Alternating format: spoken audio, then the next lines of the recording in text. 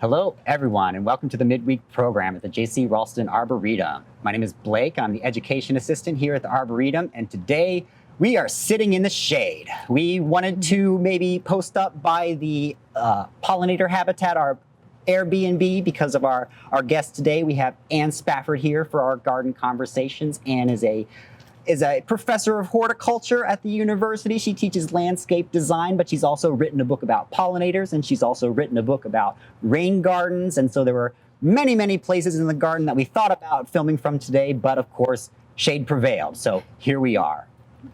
Okay. And I think that is enough announcements for today. So I would like to pass things over to Dennis Carey, our curator, who will be leading this conversation with Ann Spafford. Right. Hi, everyone. Yeah, I have Ann Spafford with me today, a professor, NC State horticulture professor, and she has a huge, really great resume here. I figured I'd go over and help you get learn about her a little bit. Undergrad and master's at University of Illinois, Urbana. Our master's is in landscape architecture. Correct. A little different than landscape design. A little bit. After school, she worked for a landscape design build firm and then worked for the Army Corps of Engineers, evaluating historic gardens that are on government sites. That sounded like a pretty cool project. Worked at Louisiana State for a few years as a instructor, professor? Or? Assistant professor in landscape architecture. Yeah. And then started at NC State the same year I started, as an undergrad in Hort, 2002, and has been here for 21 years. She currently teaches 5 landscape design courses, including one that might be of interest to y'all. It is a online distance ed class. Yep, it's home landscape design. So it's geared for non-majors, but it turns out a lot of homeowners take it. So we go through how to take on a garden space, analyze it, develop some conceptual plans for it, investigate plants, and put together a really cool plant palette and plant composition. It's fun. And this is a summer school only class. Summer school only, online only. It's a whirlwind 5 weeks, but it's really fun. Sure. So you can take it from home while it's too hot to go outside. Right. You can think about your garden. Right. She is also currently the associate department head of the horticultural science department. So that's pretty cool. She is a award-winning instructor. She has 2 teaching awards. You're in the Academy of Outstanding Teachers for NC State, and you received an Alumni Association Distinguished Professor Award. Correct. So congratulations. Thank you. Her specialties, which we're going to be talking about a little bit more today, are high-performing landscapes, pollinator habitats, rain gardens, therapeutic gardens, and residential gardens. She's also, if that wasn't enough, she's currently working on her doctorate in design here at NC State, while she's also teaching and doing all this other stuff that she does. She has she occasionally takes on some clients through a company, a side business, if that wasn't enough. And it's got a really, really cool name. It's called Sprezzatura Design Studio. And Sprezzatura is a play on the Italian word sprezzatura. Correct. Yeah? Correct. You want to tell us what sprezzatura is? Sprezzatura means the art of effortless mastery. So something that looks just right, as if work wasn't put into it. And I just spun off that word to relate it back to the land. Sure, like Ed Sheeran's hair or something like that, right? Yes, exactly. Yeah. It's perfect, but it doesn't look like it. Okay, so let's see. She has been a guest here a couple of other times. She's, if you check our YouTube page after today's video, you'll see she's on 2 other videos. One called Important Landscaper Design Issues Facing Homeowners. That's really cool because she talks about where she designed her own home garden after purchasing a house in downtown Raleigh. So that's pretty neat. And then the last time she was here, she talked with her co-author. She spoke about her book. You want to hold the book up? About pollinator gardening. Now, this is a book that came out in 2021. and we'll hold up the other one real quick. But back in '09, she did another book about rain gardening, and both of those have co-authors. This one is Dinesha Seth Carley, and the rain garden book is Helen Krause, who is also a professor of mine. Correct. She has done a few public landscape jobs in the area. If you want to drive around and look at what she's done, she did the pollinator garden at the Gregg Museum, which is over there by Pullen Park, right? And although you can't see this one, the Tally rooftop pollinator garden. Right, and I should say that both of those two are also student-driven projects. So again, teaching in landscape design at State, our students learn best from real-world projects, having real clients, and so we like to bring in like real projects to the students. And so they analyze the site, they come up with planting designs, and then they also implement them. And so the Gregg Museum is maintained by Campus Grounds, so it's sort of evolved a little bit since the initial implementation, which the students did.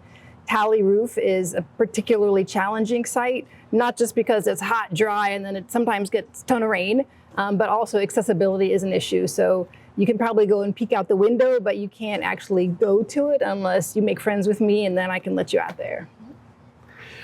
Yeah, so become friends with her.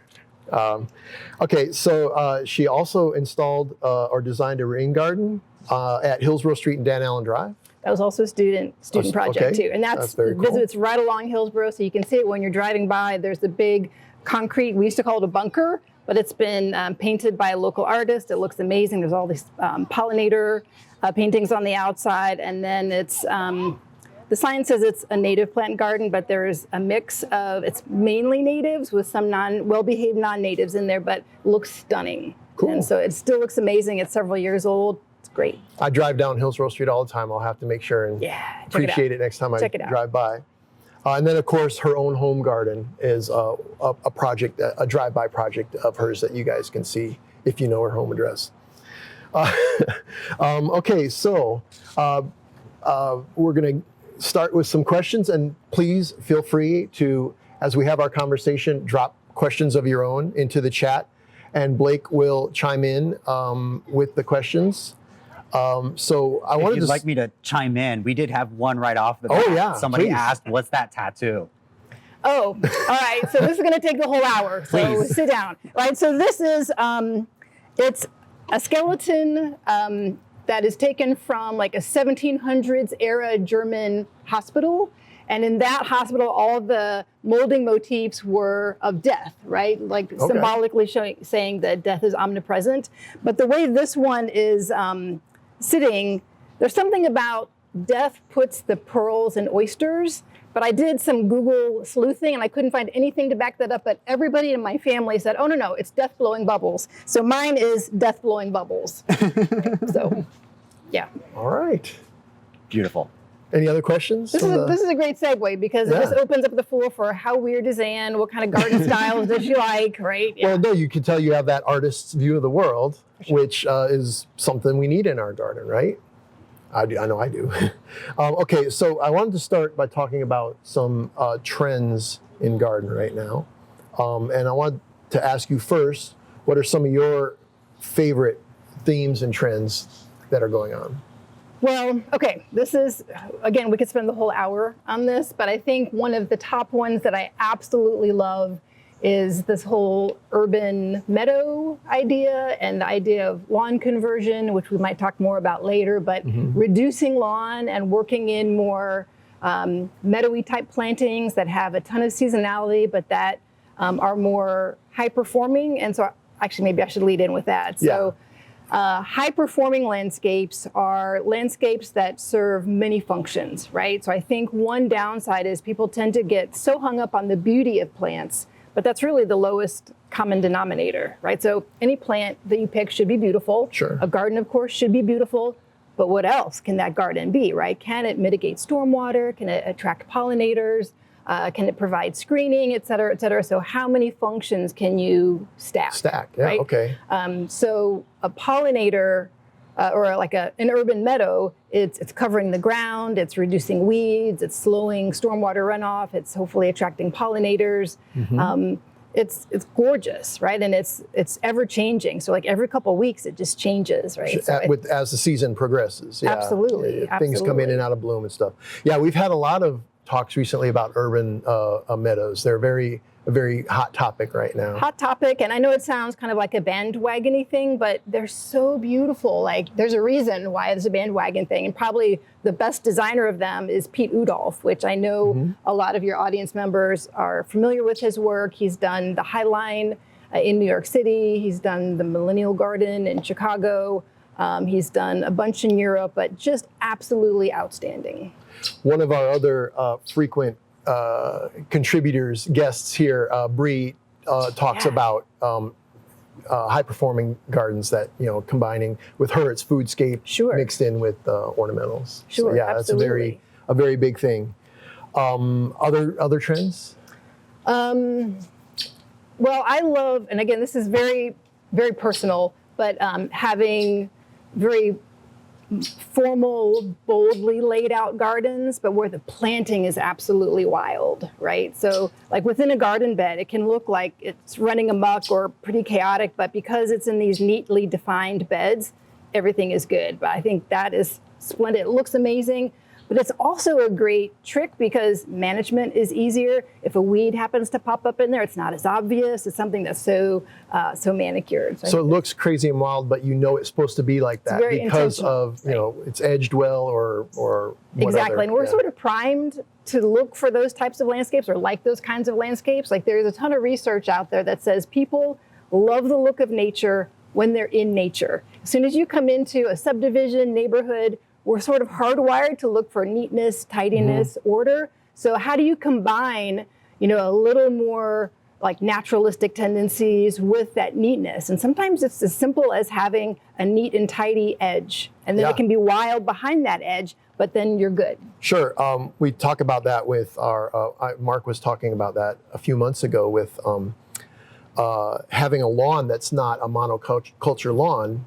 But you tell your neighbors that it's supposed to, those weeds are supposed to be there by keeping it edged and keeping it mowed and keeping it looking nice, but it's still got all the different plants in it. It's the same sort of thing. It's on purpose, loose look. Right. And I know there's several designers I know.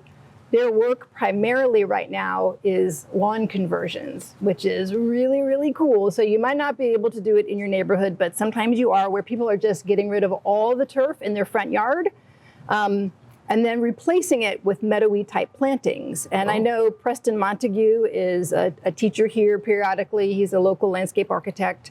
He also came through our horticulture program, but he's done some front yard meadows where he just leaves a little strip of turf at the front edge. And so again, what's in the front yard looks intentional. It's not an overgrown thing. It looks intentional. People are like, okay, that's supposed to be this way. I get it. I'm on board. That's cool. And that's, so part of this, I was going to ask you about what the new trends are, but also some trends that are things that are going out of favor are front lawns. And so they go together really nicely. Yeah. So not everybody is going to be on board with a full front yard lawn conversion, but you can easily start extending your foundation planting beds to make them more high performing. So for example, everybody like in a new subdivision will have like a row of evergreens across the front of the house, right?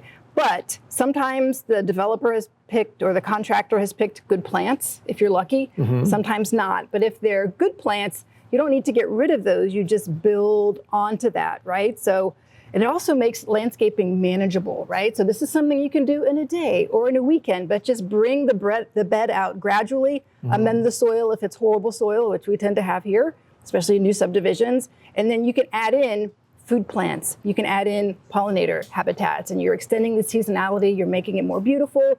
And every time you bring it out some more, the landscape just looks better and better, but it doesn't look incomplete, which is like the coolest thing about landscape.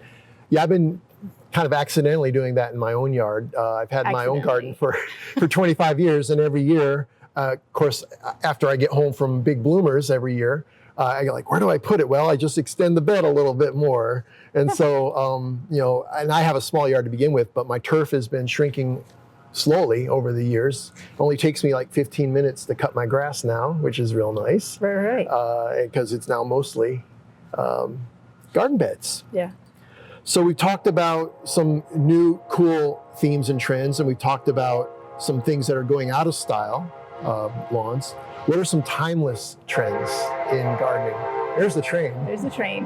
So one of the things that will always remain timeless, but I think people have a hard time doing, is incorporating seasonality.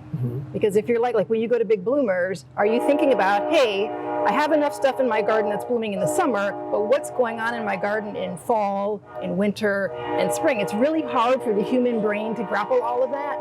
So I teach my students to do like a graphic seasonal chart. So as you're writing out the plants that you want in a garden or that you have already, just at least do 4 columns, like spring, summer, fall, winter. And you shade when a plant has something of interest, whether it's flowers or whether it's evergreen. So anyone who's even like not a plant person, you can look at a list like that and say, oh, my garden is chock-a-block full in the summer, but I'm really lacking in spring interest, right? So then it sort of clues you into, when you go to big bloomers, you need to be looking for spring blooming things, right? And it's also difficult, seasonality is difficult because our seasons are changing a little bit. You know, it gets hotter sooner, or we have a longer winter than normal. And so the timing of things changes, right? And so it's good to keep a record of when things are blooming in your garden. I do it with my smartphone because it geotags everything, it dates it, right? If I was better, I would organize it later and put it in a folder, but who's got time for that, right? But that way I can like fine tune my list, and I carefully try to time out the blooms so things aren't clashing. Although, you know, I have one of the quinces that Tom Rainey developed, which is like a beautiful, like hot orange. And then supposedly later in the season, later in spring or early summer, I have a Lychnis, like that magenta Lychnis that's supposed to start blooming, the whatever. Corneria, right? Yeah, Lychnis corneria. But the last couple years, they bloomed at the same time, which I absolutely hate. And it's really like the quince is just, the blooms are hanging out longer than normal, and the Lychnis is blooming a little bit earlier. So I just don't like the hot pink and the hot orange together. It's fine, but color is completely personal. I have both of those in my garden too. I love them both. And if they bloomed in my yard at the same time, I'd love that too. But I like hot, tacky colors. To me, that's really cool. He said it. He said it. My own garden it can be pretty tacky at times, but Double Take Orange Storm, I think, is the one that's the orange color. That sounds right. And that's my favorite of his. All right, so let's see. So I want to talk about some maybe some mistakes that some of the gardeners that are listening might be making. What are some mistakes that you see that garden owners make in their gardens? Well, I would say, so I have a list of 5, but we already talked about one in a way. I would say one of my soapbox issues is not really composing plantings very well. And I don't want to like call out anyone who is like a native plant purist, because that's totally fine. But to just throw in a bunch of plants and expect the garden to look good rarely works, if ever. And so one of my favorite quotes is by this old school landscape designer, Nan Fairbrother, who says, "A collection of choice plants is not a landscape any more than a list of choice words is a poem."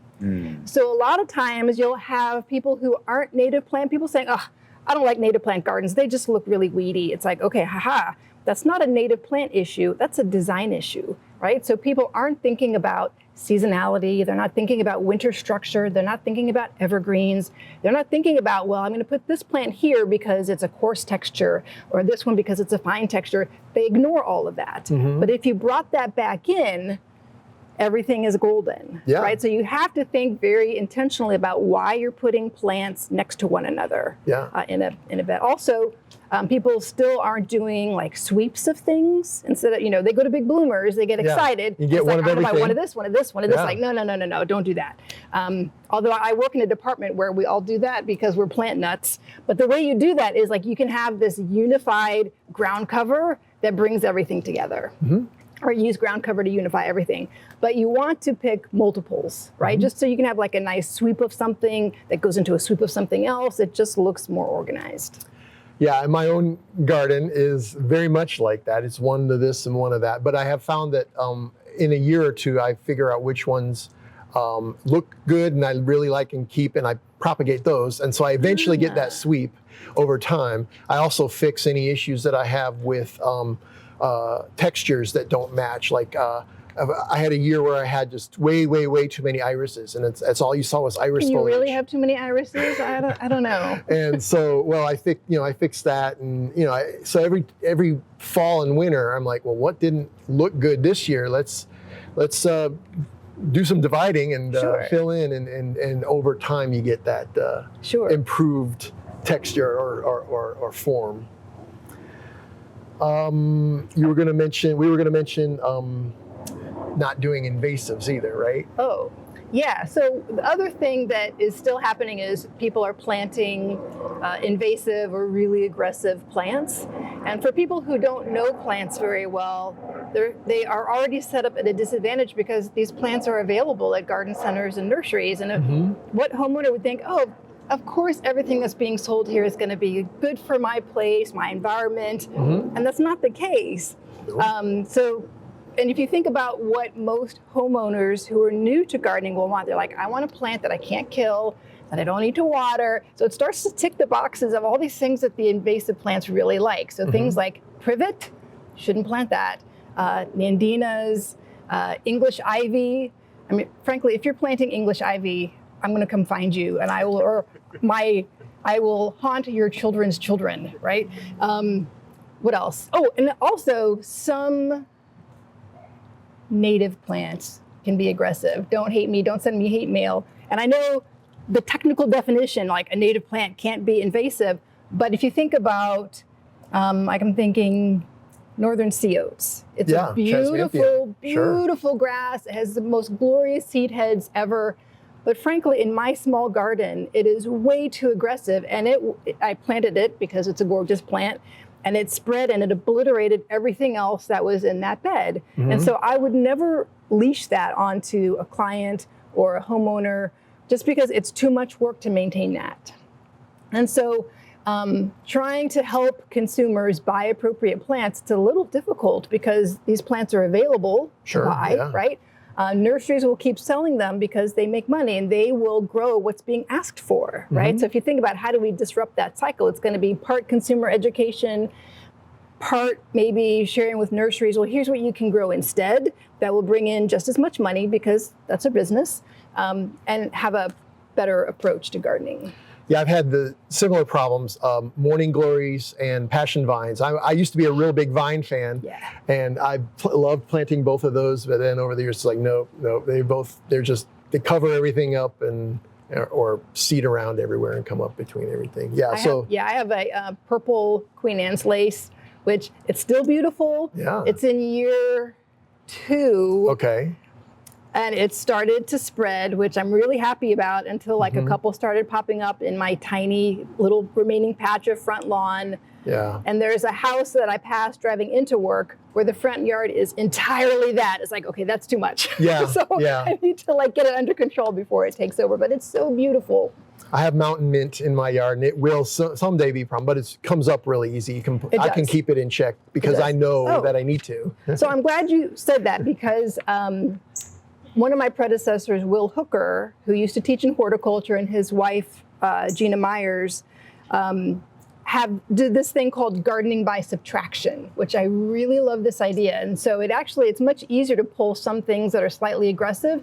It takes less energy to do that than plant something that you need to like pray over to like do well, right? And so I have, in my yard, I have regular mint and strawberries growing together, and I let them duke it out. Yeah. But halfway through the summer, I just start to pull the mint to keep it in check. It pulls up super easily. Yeah. But I also think it's the mint that saved my garden from deer. Sure. Because they don't like fragrant things. And I have had deer standing in my front yard at midnight, and I'm like looking out my windows, like, what are they eating? What are they eating? I go out the next morning, I can't tell anything that they've eaten. So I think it's the fragrant things like my rosemary, my mint. But my point of this was like I can just pull the mint really easily, so it's not a big deal. Yeah, you can keep it in check. Yep. So, but your neighbors might not know that, right? So, like if it goes into their yard, you have to sneak over the fence and pull that one. True. So, but to be fair, like it's in a place that it's not going to do that. Yeah. Or I wouldn't let it get that far. That would be across my whole yard. So we were still talking about other garden mistakes. Yeah, okay. We already talked about the expanse of front turf. Mm-hmm. So I would also say relying too much on hardwood mulch. I don't know what it is, but like Americans are infatuated with like huge beds of mulch. It's like, it's not that attractive, people. The red one or the black one, yeah. Okay, fair. Any of the above. Yeah. Any of the above. But it doesn't really it'll keep down some weeds, but weed seed will blow in, right? Right, and grow right on top of it. Yeah. Exactly. Plus, if you think about our native bees, 70% of those are ground nesters. So if you have a thick layer of mulch, they can't nest in the ground. So you're disrupting that habitat for them. Sure. A better way to go is just by doing living mulch. So in my front yard, and Blake, I don't know if you can throw up the image of my front yard. Yeah. There's a slide that has like two, either one. So there's two slides. But I plant my front yard beds so heavily that weeds have a hard time coming up in there. So I have, it's a very high performing front yard. There's fruit trees, there's fruiting shrubs, there's regular shrubs, there's perennials, and then I overseed with zinnia seed. I just broadcast that in there so it fills up every other little crevice. Sure. And so weeds have a hard time coming up in there. So summer is actually the time when I have to weed the least in my garden. That's Right, nice. and yeah. I don't put down mulch. When the season is done, I just cut back stuff and I just let it decompose right in the spot. Oh, okay, yeah. So Well, and I mean, that's what Bree does. the birds and everything else. They like that dead stuff in the winter. They pick it out and or nest right in it. Yeah. Exactly. Cool. So those are some mistakes that a lot of gardeners make. What are some easy things that gardeners can do to improve their garden? Whether let's break that up into two. Let's if you're a new gardener, what can you easily do to to improve your garden? So if you're, that's a really good question. I didn't really prep for this one. Oh. So one is, I would say think about what you want your garden to be initially, like how you want to use your space before you go out and spend a lot of money. It's like, okay, what's working in your landscape? What's not working? How do you address those issues first? And so do you need to have more entertaining space? Do you need to have like a private meditation space? Do you want a vegetable garden? Are you allowed to have a vegetable garden? Like maybe the only sun you have is in your front yard. Are you allowed to do that in your neighborhood? So think very carefully about the functions and the needs that you require. And then I would start small. So one of the things, like if you've just moved here and you're experiencing our clay for the first time, oh my Lord. Like when I moved here, I'm like, I need several acres. And then I saw what the clay was like. I'm like, thank heavens I could only afford a small plot because I hate to dig in it. Yeah. So the first thing you'd want to do is come back and start amending that soil. So adding in compost is one of the best things you can do. It feels like a thankless job when you're doing it, but if you want your plants to thrive, it's absolutely critical. Pays dividends for sure. Right. And so to that point, maybe, if you're thinking about, okay, I only have X amount of hours to work in my garden, I have only X amount of energy, perhaps you pay a company to come in and prep your beds for you. Right? They can remove the turf, they can add in the compost, and then you can do the fun part of planting. And they have the specialized tools. They can do it quick. Right. So again, like I work a lot, obviously, we're going through what I did. So it's easier for me to hire a company to do like some of the prep work, and then the hours that I have free, it's like, haha, I want to be planting. I don't want to spend. Yeah. Also, that's like really hard work, and in this heat, who wants to do that? That was a big wake up for me too. When I've had one house my whole life, and when it was a brand new garden, I got that shovel, went out there, and I was jumping up and down on it like a pogo stick, and the shovel wasn't even going down into the clay. It was so it's awful. Hard. It can so be packed. awful. The first house I had here in Raleigh, if I was planting a 1 gallon perennial, so like the pot is 1 gallon size, I would have to dig a hole, and I could get enough like smaller than fist-sized rocks that would fill up that container. So you couldn't put a shovel into it. You had to use like a Maddox. Yeah. And it was just like, now I'm like, what's going on? I hate gardening. Yeah. Yeah. Right? A pick Maddox is my favorite gardening tool Exactly. now too. For the same reason. Yeah, you can lever things out. So we didn't talk about that, but that's actually another thing we could discuss. So the Maddox is like the perfect tool for gardening. If you're new to the area, you need to get a pickaxe or Maddox. Yeah. Maddox is the technical word. A mattock it's kind of like an axe, but it's sideways, right? And a pick is just a point. And so it's got, on one end it's the pick, on the other end it's the mattock, and the pick can go right down in the dirt, and then you can lever out and break it up and then use the mattock to do some further digging. Yeah, it's a great tool to have in this part of North Carolina where it's all clay. Correct, Rick. My favorite new tool is this thing called an extractigator. Have you heard about that? An extractigator, maybe. So it's a really, really heavy steel tool that's used for pulling out trees. Little like invasive trees, Yeah. but it can go up to like, I think it says an inch thick. That's not true. Maybe like 3/4 of an inch thick, but you put the foot on it and then you use your own weight and it just all takes it out through and everything. A couple of years ago, when Doug Ruren was here, he did one of the episodes that's on our YouTube page. He had that tool and used it and showed us how to use it in the garden. And so much fun. Yeah. So much fun. And Doug was also real good. He loved rain gardens or drain, working with drainage here. And all the drainage improvements we've done around here, Doug had a big part to play with that too. Okay, so there's some easy design improvements. Let's see. Let's talk about, so we talked about what a new gardener can do. A lot of people watching us today are gonna have very mature gardens. You know, they, like me, have been gardening in their space for 20 years or 30 or something. What can they do to improve their garden? So I would, again, take some time and figure out what it is that's not working. Again, it's much better to spend the lead time thinking through things first and not like going out and spending a ton of money on things that might not be the right fix. So think about what it is that's not working. Think very carefully about what it is you want, and then go in and start moderating things a little bit at a time. If you have a mature landscape and you want to bring in like new plantings underneath, I would definitely, analyze the site conditions very carefully. It's not like, say if you have a shade garden, like we're in this beautiful space right now, it's not just the shade that's an issue, but like mature trees tend to like hog all the water, right? So the plants that you need to put underneath, you should be looking for dry shade plants. And so a really helpful tool for new gardeners is using the extension toolbox. Extension plant toolbox. So you can put in dry shade, Piedmont, and it'll like generate a list of plants that do well in those conditions, right? Cool. So there's so many plants, so it helps to like narrow the list a little bit. So you'd want to be looking for dry shade plants. So things like hellebores would be great. Toad lilies are great. Autumn fern are great for those situations. If it's a mature landscape with shade, you might consider some variegated foliages that will like brighten up the spot. Maybe some contrasting foliage textures, so like really coarse things next to really fine textured things to like add that pizzazz.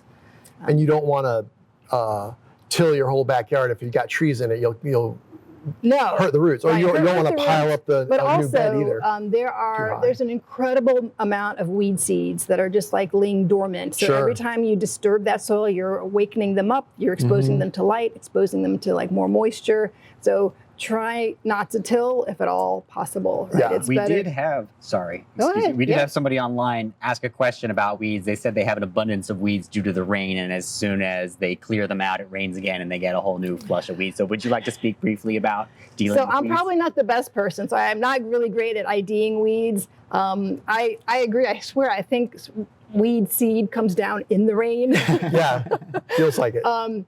So I don't use like chemicals in my yard. It's just something I don't do. If other people do it, that's totally fine. I just don't do it in my yard. So I still manually pull weeds. And I think the green industry has done a little bit of a disservice to gardening by like poo-pooing the idea of maintenance. It's like, well, actually coming home after a long day and doing some weeding is actually really therapeutic for me. It helps me to empty my brain, de-stress. And I just take on a small bed, right? Yeah. So I'm not like trying to tackle this big thing, but I'm like, all right, I'm just going to tackle this one space. Maybe I've got my ear pods in and I'm listening to good tunes, and I just go to town, and it's really, really wonderful. So I'll do some hand weeding. If you have a lot of weeds, other people do put down pre-emergent herbicides and post-emergent herbicides. That'll abate it. Some I'm not as knowledgeable about that because, again, I don't use those things in my garden. But well, we had Joe Neal here a few weeks ago, perfect. so he could talk to that, and also the extension. If you Google North Carolina Cooperative Extension, they have a whole weed ID webpage where they with photos, so you can see, oh, I've got this weed, and then they talk about what to do.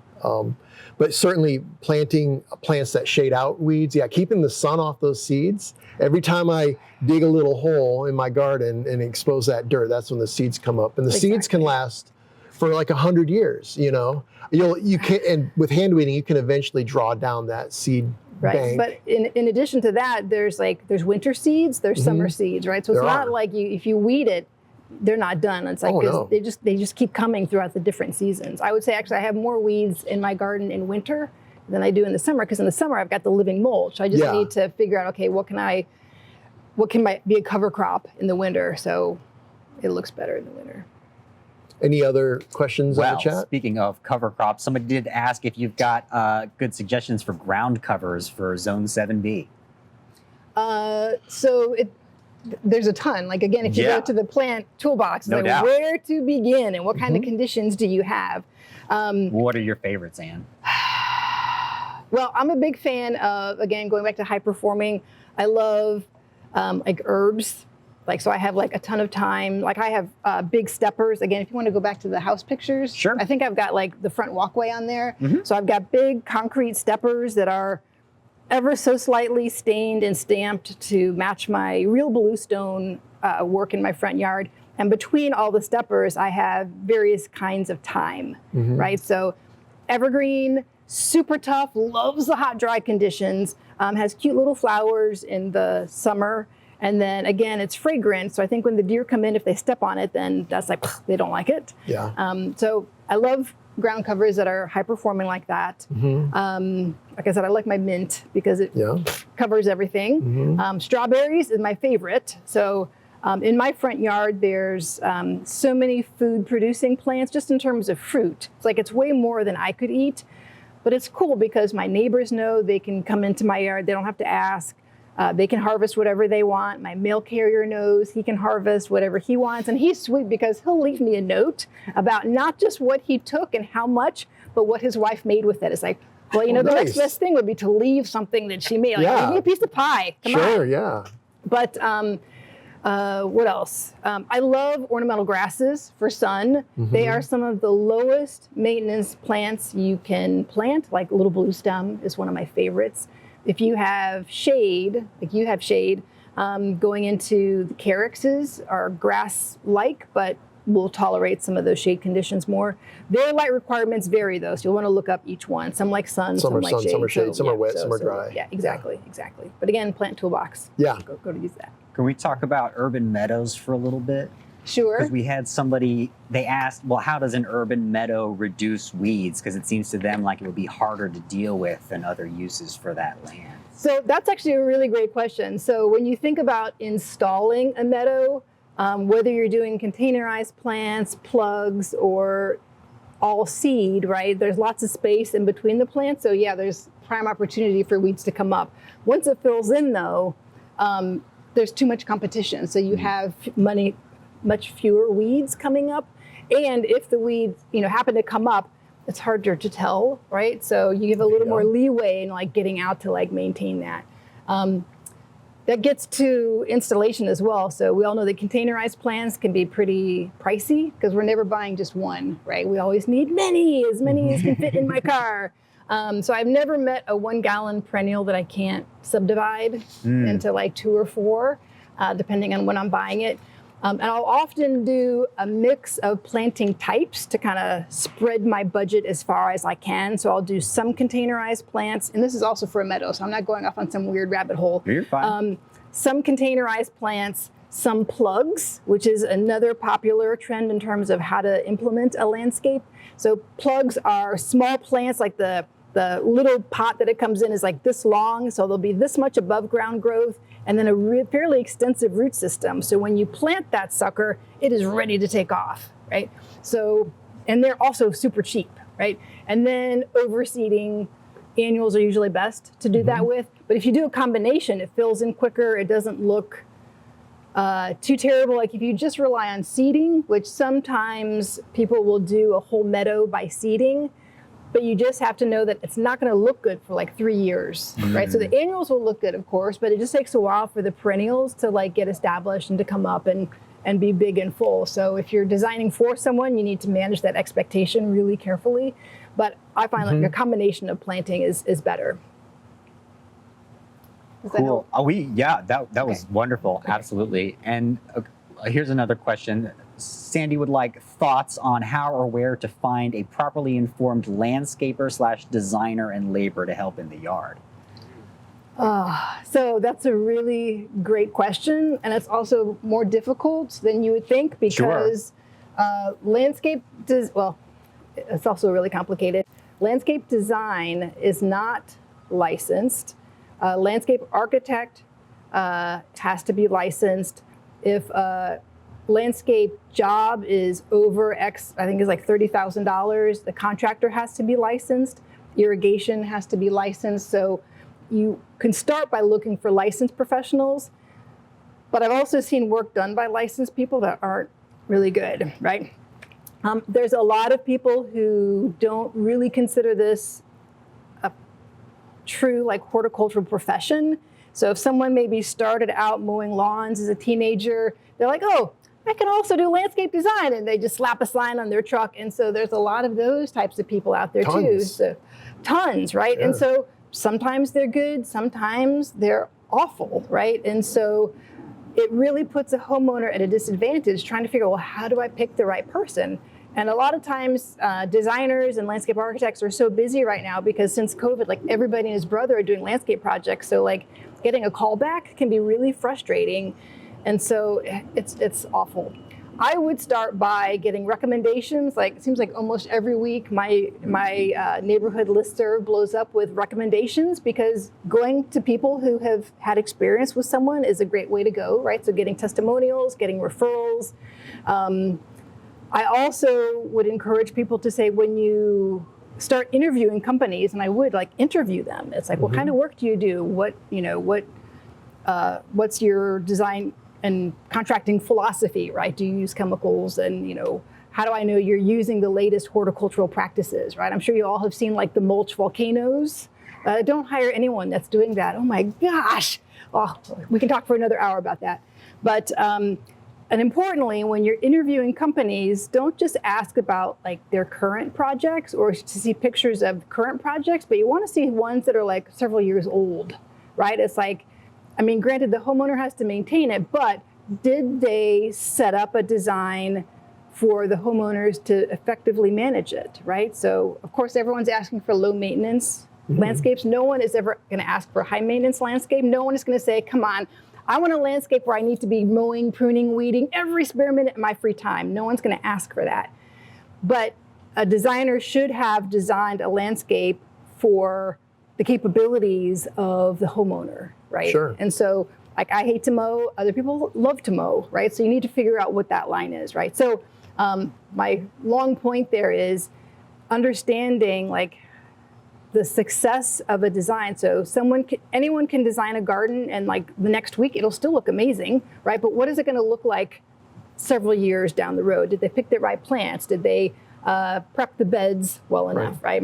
Did they stay balanced? Exactly. Right. My first job when I was still an undergrad design student was reworking a landscape design that a man in my hometown had paid $60,000 for, like a professional company, looked amazing for a couple weeks and then everything started dying. And so he called the school, my professor said, Ann, you should go do this. And I went out there and it was actually a really nice selection of plants that were used, but in the completely wrong places. Sun plants were in shade, shade plants were in sun. It's like, let's start by moving things around. And we did that and then we started augmenting and making it better after that. And that was for an established company and offering a professional service. And I'm like, you need to complain. And he's like, I don't care. I just want it to look good.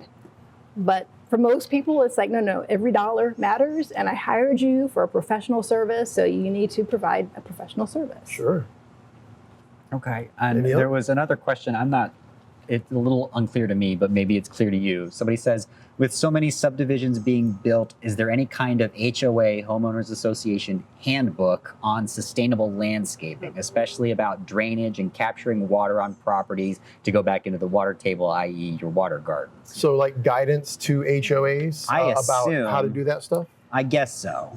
So, well, if Maybe you're talking about whoever put that drainage, in. I would go Yeah. back to this resource, which is excellent. There isn't a book like for HOAs, right? Developers set those up in the first place. I would say, so remind me to come back around to stormwater management in a minute if I don't circle back on my own.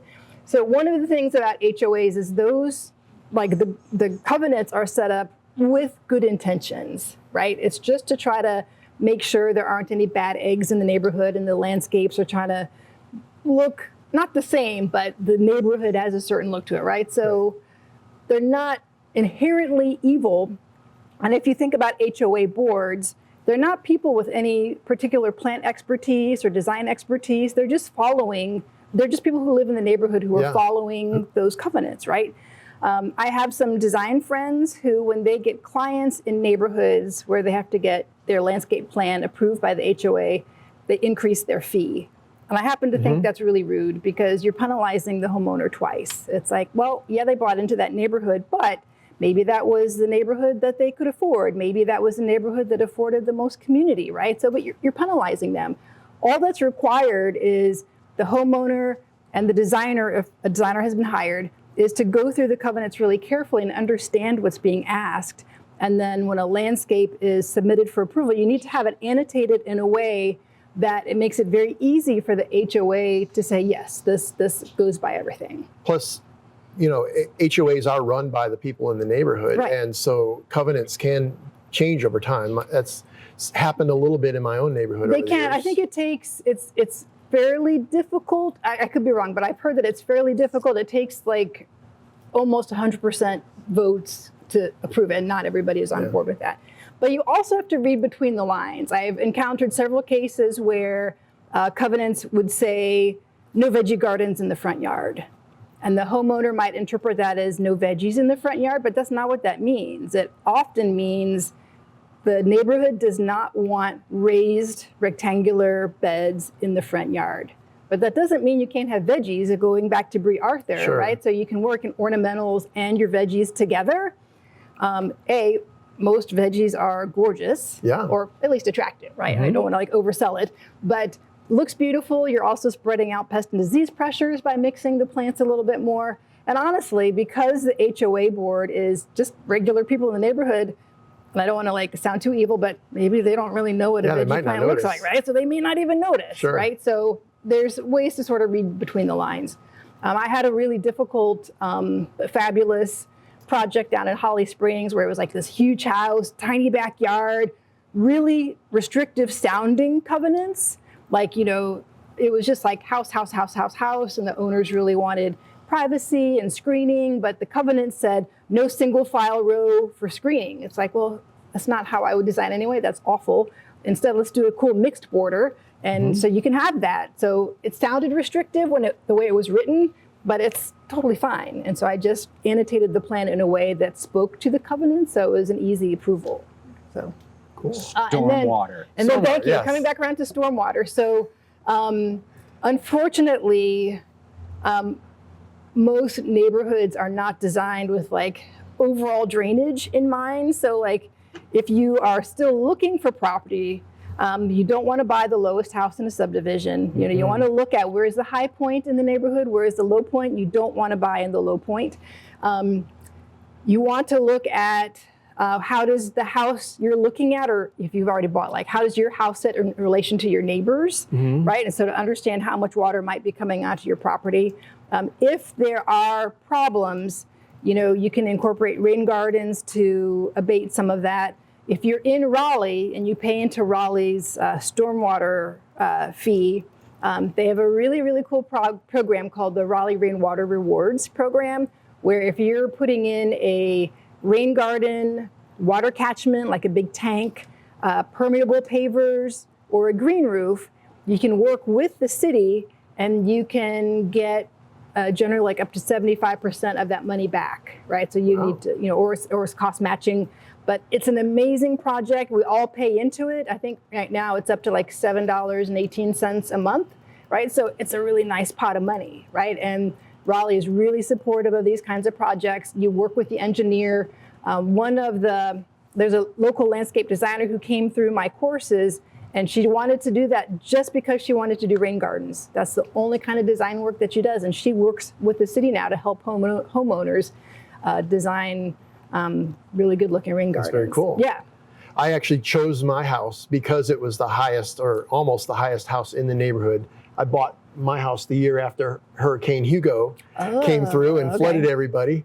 And so I was in my 20s. I was like, oh, it's time to buy a house. I'm an adult. And I said, but I'm going to get one that's high.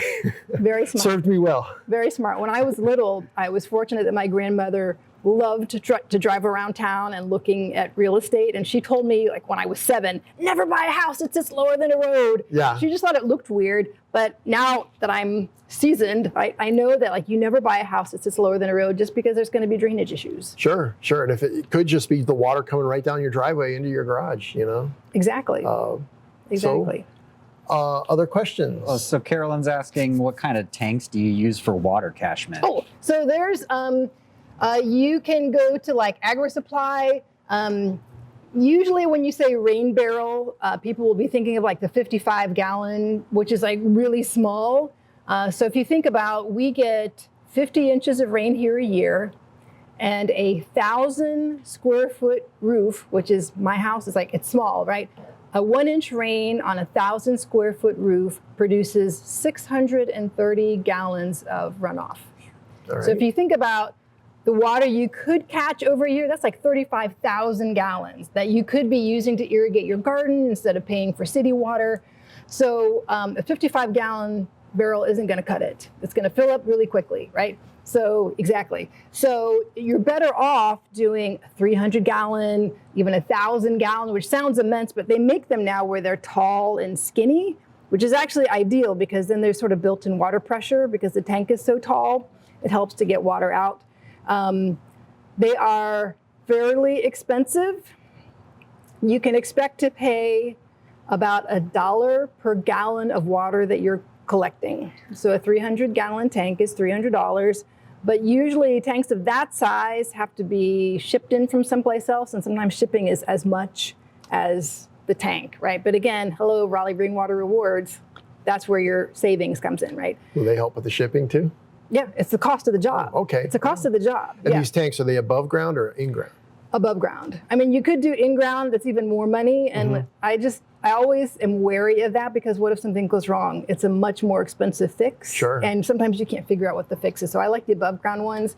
If you don't, people are usually leery of putting in tanks that size, but all you need to do is paint them the same color as the house, right? And then they just sort of disappear. You can also plant vegetation around it to disguise it. I have seen online, I found a picture of someone had a brick house and they tried painting a brick pattern on this. Like, you are not fooling anybody. That looks awful, right? So just plain color, right? And then you just need to have it painted where light can't get in, otherwise algae will breed in there. But there's lots of resources on that. We'll talk about it too, again, in the Rain Garden book. What else? I think that was it, like the cost of the tank. So you can look at Agri Supply, Tractor Supply, or look at sources online. Cool. Oh, there is a firm, I can't think of it at the moment, which is probably fine because we're not supposed to specifically recommend firms, but there is a tank supplier in town. Maybe just Google Rain Tanks Raleigh and see what comes up. Sorry, I'm not being very helpful at the moment. Google has replaced everybody's memory. You don't have to remember anything anymore. Well, hello, yeah. So my brain does not retain much at this point. Okay, well, let's see. What else? Oh, I wanted to talk more about high-performing landscape plants. You've already mentioned strawberries and some other things. What are some other high-performing plants, and and what reasons are they high-performing? Yeah, so ones you like. Again, so I love plants that perform many functions, right? So maybe it's food producing, maybe it's outcompeting weeds, maybe it's providing ground cover, maybe it's a nitrogen fixer, or pollinator attractor. It could be medicinal, right? So in my little front yard, like I have fruit trees, berry bushes, herbs. I have medicinals, although I don't really use them for that. It just takes time to make tinctures or whatever, Sure, so I don't have it. But tons of pollinator plants, of course. So you think about plants that can perform many functions. And if you think about, well, you know, everybody is asking for low maintenance gardens, right? But then they'll say, oh, I want a veggie garden. It's like, well, that's actually a lot of work. It is. Like, I would love to have more veggies in my yard. I don't have the time. No, it's But a lot of work. landscaping fruit plants, much less time. So like blueberries, you don't need to touch them. Sure, it's a shrub. It's a shrub. Put it in once. One of my favorite fruiting trees is the Asian persimmon. Okay. Just because so we do have a native persimmon, but it's a really large tree. And most of our properties are small enough where it's just too big. So the Asian one is a smaller tree. The fruits are large and they're sort of tomato. The best one is tomato shaped. There's some that are pyramidal shaped, but those are astringent, right? So the tomatoey shaped ones are the best. And what's cool is they don't ripen until way late in fall. So you could do a seasonal calendar just for fruiting plants for North Carolina, and you could have fruit from like late spring, early summer, all the way through till frost. It's amazing. So the Asian persimmons ripen late fall. They turn this brilliant orange, and they're about this big. So the tree is defoliated at that point because it's deciduous. So the leaves will drop, and then it looks like you have this big this tree in your yard that has like ornaments all over it. And if we happen to get an early snow, it is absolute heaven. It's just wonderful. One of our hardy citrus trees also produces fruit late in the year, and they're grapefruit sized, big orange things hanging on the tree. That tree's evergreen though, but it's still very, very pretty late in the season to see that. Very cool. I like figs. They're in fruit right now. I'm loving them, and they're a great tree for the garden. They don't, and they can take pruning like crazy. They can. They grow really fast. They grow fast. I have.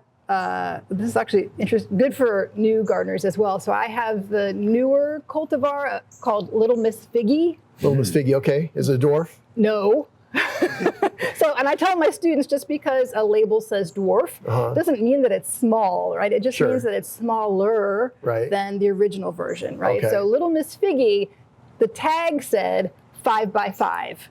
But you know, for like a lot of new plants, the growers are just guessing, right? Because it's never been grown to a certain age.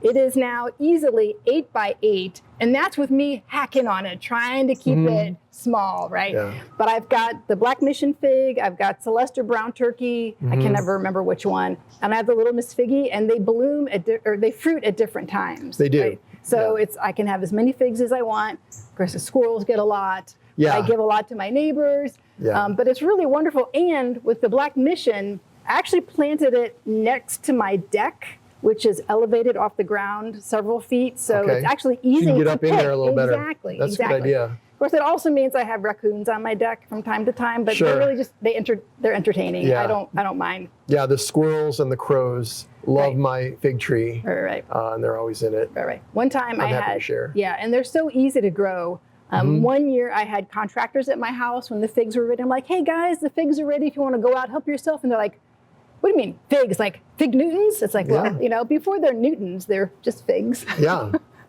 Some people really like them, and some people don't.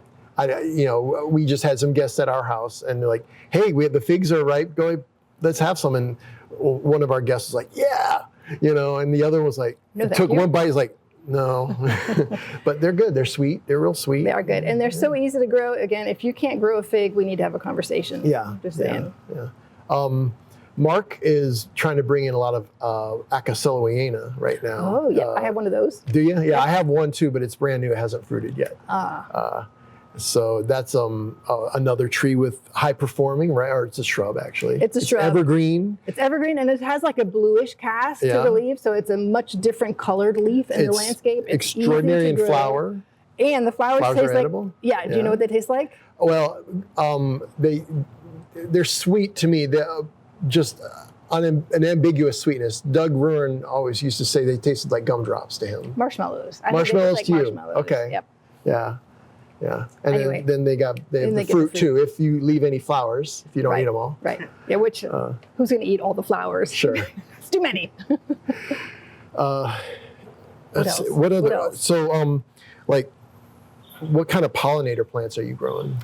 So my old standby is the purple coneflower. Yeah. Because it it's a good one. blooms for so long. And then the birds eat seeds too. Birds eat the seed. Finches love it.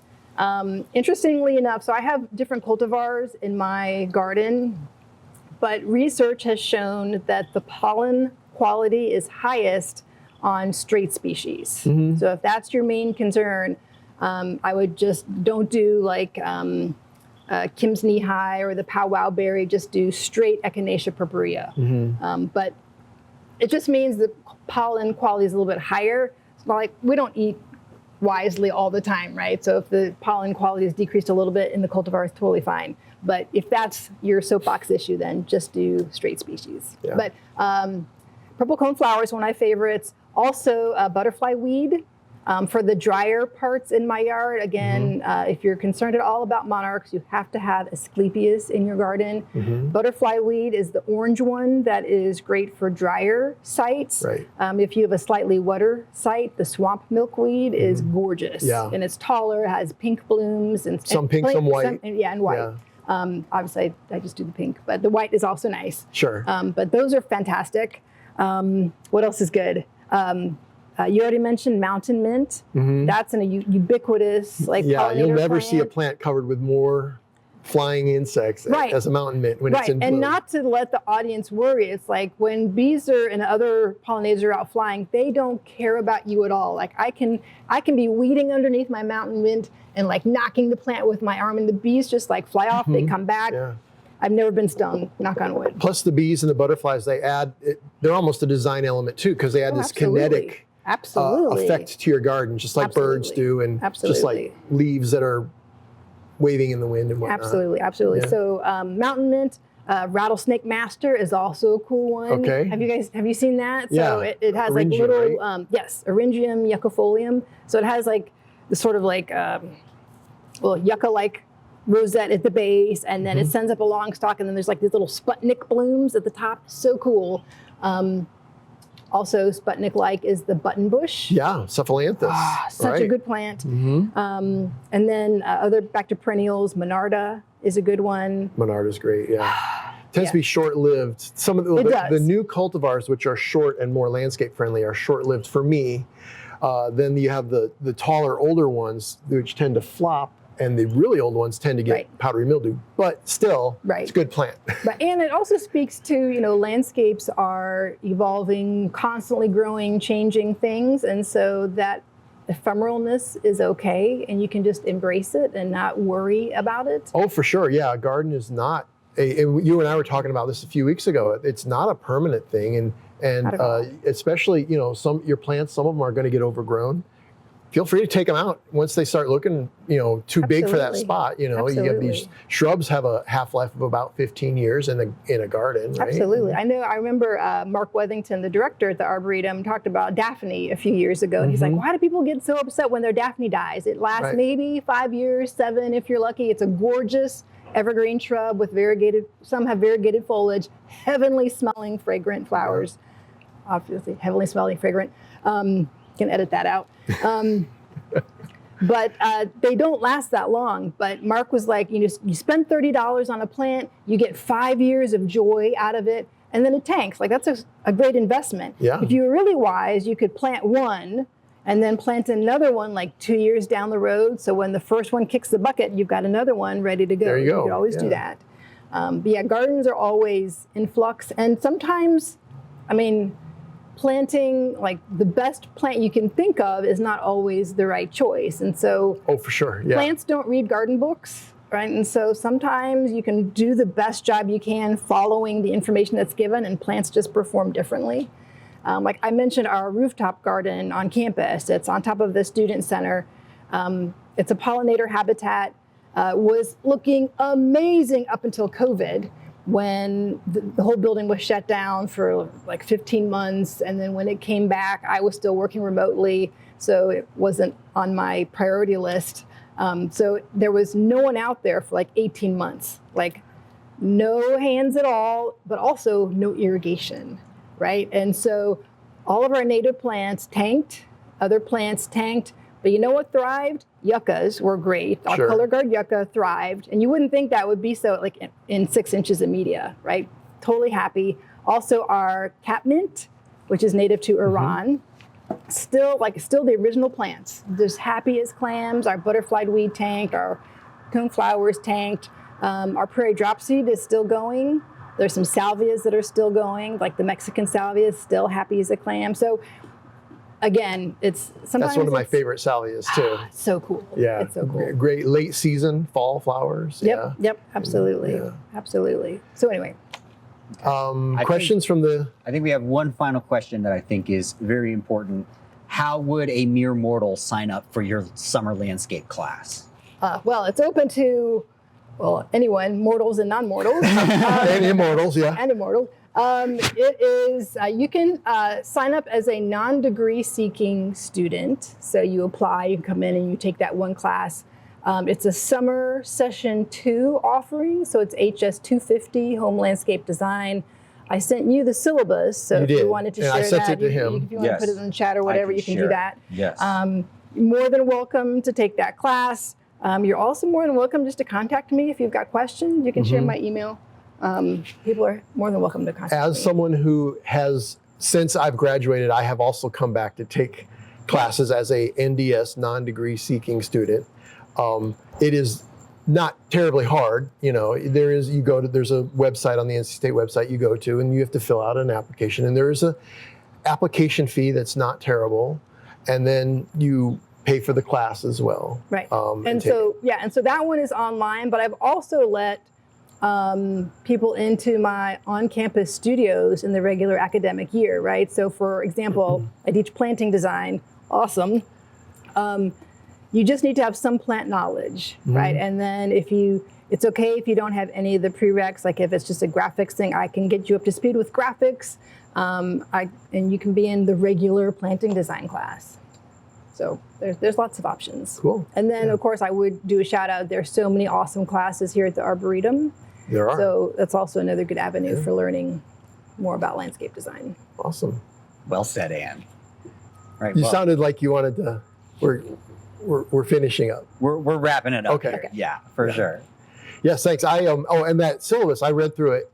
It's got a really great reading list in it. Lots and lots, at least 20 good books about landscape design for homeowners. So check that out. Excellent. Well, thank you so much, Ann, for joining us. Thank you for having me. Yeah, It's it been was really real fun. Thanks for A little coming out. hot, but it's really A fun. little hot. Yeah. These things happen. And thank It's you, the summer. Dennis. We're in the Piedmont. Yeah. Of course, it's We'll gonna have be you hot back and in muggy. October. Great. There Thank you you. go. Thank you. Now Thanks that's for a having plan. me. It's great. Sure. Thank you. Awesome. And thank you, everybody, for joining us today. We will be back next week at 3 o'clock on Wednesday for another iteration of the midweek program, and we will be doing August gardening task, kicking off the month of August right. So be sure to join us for that. We will see you all next time. Y'all take care.